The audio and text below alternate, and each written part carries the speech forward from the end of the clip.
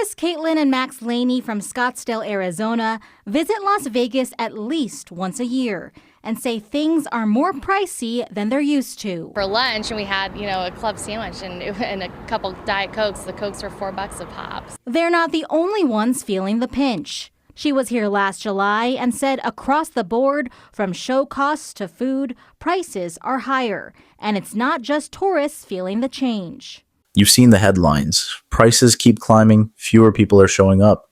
That's not random. Let's dive into what changed and where your money's really going. Las Vegas used to be the one place in America where a school teacher from Ohio could live like a high roller for a weekend. It was a town built on a handshake and a smile. You'd drive in from Los Angeles or Phoenix, get a free parking spot right at the front door, sit down for a $2 steak dinner, and stay in a room that cost less than the gas you used to get there.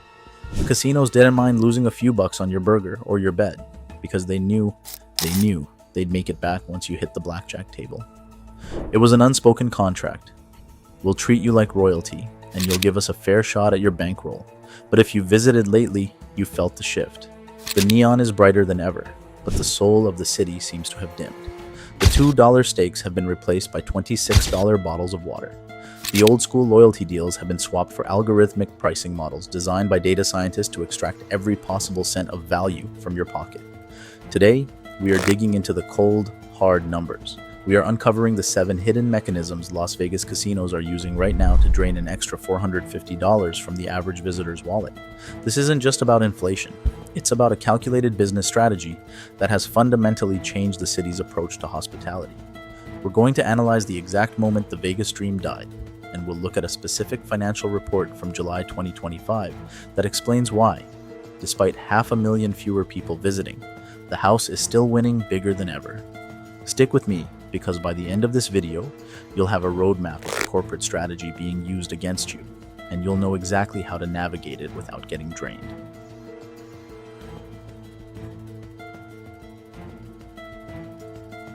The drain starts before you even pack a suitcase. It begins with what behavioral economists call drip pricing. You're sitting on your couch, scrolling through Booking.com or Expedia, and you see it, a room at a premier strip resort for $99. It feels like a steal. You click book, you enter your credit card info, and you feel that rush of dopamine. You've won. But then, as you reach the final confirm button, that $99 magically jumps to $154. That $55 spike is the first discrepancy in the modern Vegas business model.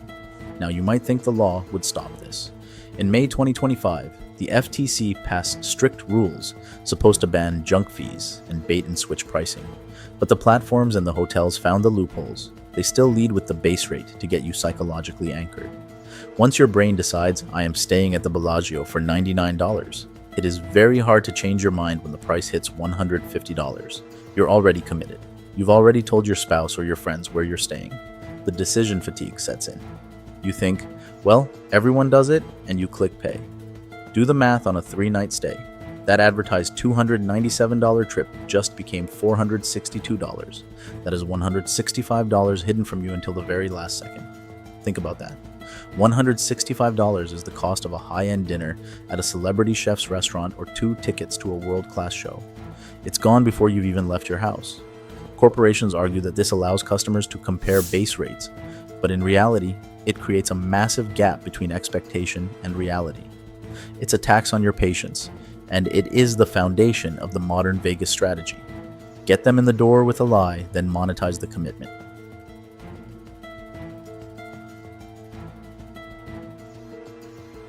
Once you arrive at the front desk, you meet the most hated charge in the travel industry, the mandatory resort fee. Depending on where you stay, this fee runs between $44 and $57 every single night. To understand why this exists, we have to look at the history, because it exposes the strategy perfectly.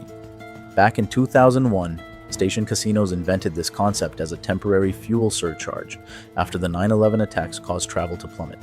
It was supposed to be a lifeline to keep the lights on during a national crisis. But when the crisis ended, the fees didn't. They morphed. They became resort fees. By 2013, even the big players like Caesars had caved to the trend. And here is the kicker.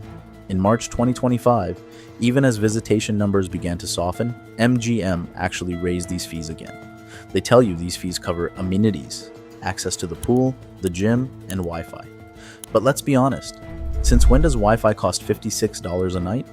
Gary Thompson, a former director at Caesars, once admitted in an interview that these fees are essentially low single digits of their revenue. Translation? It's pure margin.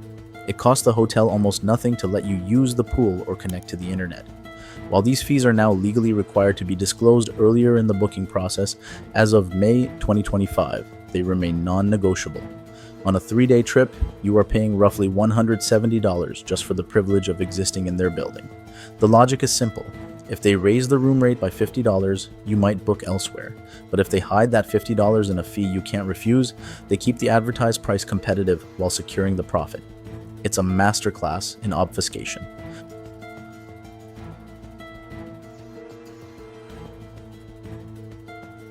For decades, free parking was the defining feature of Las Vegas. It was the olive branch to the drive-in visitor coming from Los Angeles, San Diego, or Phoenix. It was the city saying, "We know you just drove 4 hours through the desert, so the first thing we're going to give you is a break." That handshake deal ended in June 2016.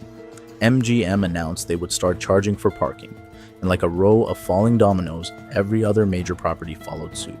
Fast forward to 2026, and those fees have exploded by over 250%. If you park your car at the Bellagio or Caesars today, you're handing over $25 to $50 every 24 hours. Think about the irony. You drive 4 hours to save $300 on flights for your family, only to spend $150 of that savings just to let your car sit on a slab of concrete. Casinos cite labor cost increases and property maintenance as the reasons. However, look at standard economic theory. Usually, when demand drops, you lower prices to bring people back. But Vegas is doing the opposite. By maintaining or raising parking fees while visitation declines, they are proving that they prioritize per visitor revenue over volume. They know that once you've driven 250 miles through the Mojave, you aren't going to turn around because of a $30 parking fee. You are a captured market. They have you, and they are monetizing the fact that you have nowhere else to go. It turns the act of arrival, usually the most exciting part of a trip, into the first transaction of many.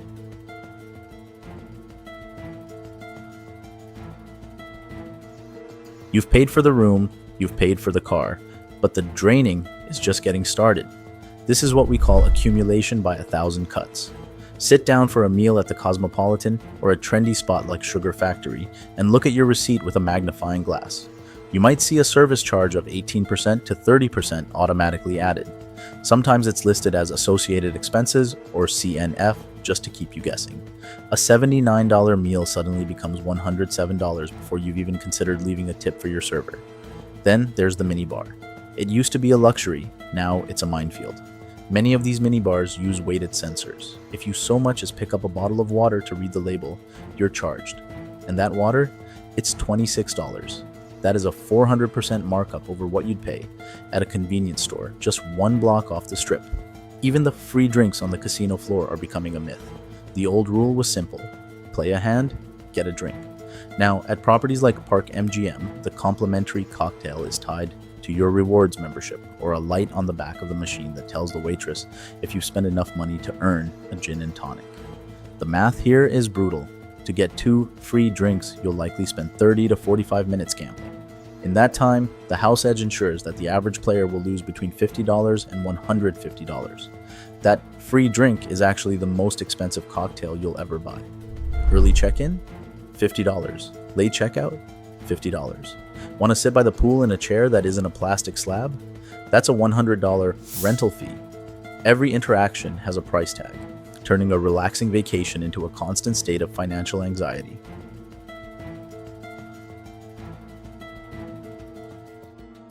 Let's look at what this does to a real-world family budget. Imagine a family of 4, mom, dad, and 2 kids, planning a modest 3-day getaway. They set a strict $1,200 limit. The plan: $300 for the hotel, $100 per night, $300 for food, $300 for a show or attraction, and $300 for fun. It sounds like the Vegas of 10 years ago, but let's run the 2026 numbers. Your $300 room bill gets hit with $160 in resort fees, $50 in taxes, and $120 for parking. You are at $630 before you've even eaten breakfast. Your budget meals, inflated by service charges and $9 sodas, balloon from $300 to $1,325. That nice dinner you planned? It's $200 plus a mandatory 20% auto gratuity. By the time you add a show and a ride on the high roller, your $1,200 trip has cost you $2,795. You are over budget by nearly $1,600. Think about the opportunity cost. For that same $2,800, that family could have flown to an all-inclusive resort in Cancun, where every meal, every drink, and every activity is covered up front. Or they could have spent a full week at the theme parks in Orlando. Jeff Boyd, a visitor who has been coming to Vegas for 24 years, recently said he is finished with the Strip. He said the value proposition isn't just broken, it's been obliterated. The casinos are banking on the Vegas mystique to override your logic, but for families living in the real economy, the hard numbers on the receipt are starting to win out over the neon lights. So, is it hopeless? Can you visit the Strip without being bled dry? Not entirely, but you have to play their game better than they do. First, look at the holdouts. Casino Royale is the last property standing on the Strip with zero resort fees and zero parking fees. It's not the Bellagio. It doesn't have a botanical garden in the lobby, but it respects your wallet. It represents what Vegas used to be. Second, you have to hack the loyalty programs.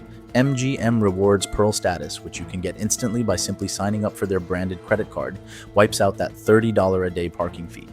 If you visit twice a year, that card saves you $180. It's a hoop you shouldn't have to jump through, but it's the only way to get back to the baseline of fairness that used to be standard. Finally, change how you book. Consider an Airbnb or a condo hotel, like The Signature at MGM. They often list for more upfront, but do the math. You get a kitchen, which means you can grocery shop for breakfast and snacks. You save $500 on food and fees alone. You escape the $26 water bottles and the mandatory valet. The casinos hate this. They want you in their ecosystem where they control every dollar. By taking your business even one block off the Strip, you are sending a message. Every breakfast you cook yourself is revenue they expected but didn't get. To survive Vegas in 2026, you have to stop acting like a tourist and start acting like a local who knows the score. The big question is why? Why would Vegas raise fees when visitation dropped by 420,000 people in July 2025? The answer lies in a cold business strategy called yield optimization. In the old days, Vegas was a volume business. They wanted as many people as possible, assuming a percentage would gamble. But today, the city is owned by massive corporations and real estate investment trusts. They've realized they would rather have one whale or one high-end convention goer who doesn't care about a $50 fee than 10 families who are watching every nickel. Las Vegas Convention and Visitors Authority President Steve Hill recently attributed the 12% drop in visitation to inflation and aging demographics. But consumer surveys tell a different story. People aren't staying away because they're old. They're staying away because they feel cheated. The industry is betting that high-end events like Formula One and the Super Bowl will replace the middle-class road trippers. They are turning the Strip into a luxury product being sold to a mass market that can no longer afford it. But here is the flaw in that bet. Brand loyalty isn't infinite. By optimizing purely for the high end, they risk sterilizing the city. The energy of Vegas always came from the mix. The high rollers rubbing shoulders with the dreamers. Without the dreamers, Vegas is just an expensive mall in the desert. History tells us that when a destination overprices itself, one of two things happens. Either the prices come down or the destination declines. We are seeing the cracks form right now. That 12% drop in visitation isn't a blip. It's a market signal. It is the sound of the middle class saying, no. Every time you book a no-fee hotel, every time you choose a destination that respects your budget, you are casting a vote for a fair market. You have more power than you think. So, I want to hear from you. Have you cut back on your Vegas trips because of these fees? Have you found a hidden gem hotel that still treats guests like human beings? Share your stories and your receipts in the comments below. Let's start a conversation that the casinos can't ignore. And if you want to know which other cities are adopting these Vegas-style fees and how to protect your vacation fund, make sure to like and subscribe. Knowing the game is the only way to win. I'll see you in the next one.